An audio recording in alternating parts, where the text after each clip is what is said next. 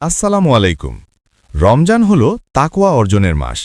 আল্লাহ তাআলা কোরআনে বলেন, হে মুমিনগণ, তোমাদের উপর রোজা ফরজ করা হয়েছে, যেমন ফরজ করা হয়েছিল তোমাদের পূর্ববর্তীদের উপর, যেন তোমরা তাকওয়া অর্জন করতে পারো।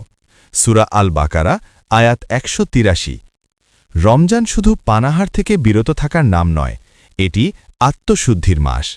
এই মাসে কুরআন নাজিল হয়েছে, যা মানবজাতির জন্য হিদায়াত।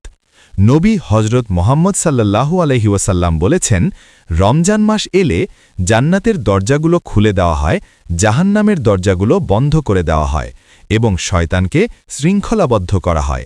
সহিহ বুখারী ও মুসলিম। ইমাম গাজ্জালী রহমতুল্লাহ আলাইহি বলেছেন, রোজা শুধু ক্ষুধা তৃষ্ণার নাম নয়, রোজা হল অন্তরকে গুনাহ থেকে বিরত রাখার অনুশীলন। আসুন এই পবিত্র মাসে নিজেদের চরিত্র শুদ্ধ করি, কোরআনের সঙ্গে সম্পর্ক গভীর করি এবং আল্লাহর নৈকট্য অর্জনের চেষ্টা করি।